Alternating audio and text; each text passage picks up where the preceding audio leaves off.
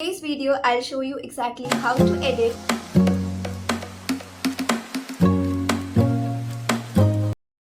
Hello guys, welcome back to my YouTube channel. In today's video, I'll show you exactly how to edit your YouTube thumbnails using Canva and sometime in short to give it a little extra pop using my laptop. So let's go. I start by going to Canva and searching for YouTube thumbnail. Canva already gives you perfect size, that is 180 by 720 pixels.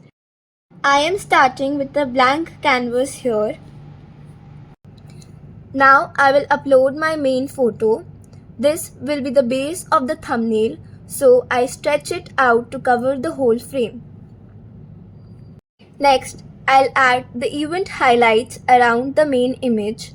I insert 4 images from different functions, that is Mayra, Haldi, pool party and Sufi Night. To give them that fun Polaroid effect, I use the frame element from Canva. Just go in the elements section and search frame and then drag it in. Now for the fun part, adding arrows and text labels to guide the viewer eyes. I used curved arrows from elements and adjust their size and angle to point toward each photo.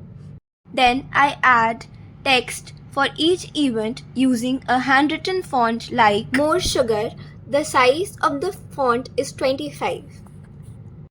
At the bottom, I had add the main title Shaadi Vibes using a bold, clean font like Poppins. I place my name above it, that is Raahii's blog, in a smaller font to keep it subtle but personalized. The font size for Shaadi Vibes is 57 and for Raahii's blog is 20. That's it. That's how I edited my YouTube thumbnail using Canva. If this video has helped you even a bit, do like, share and subscribe my channel.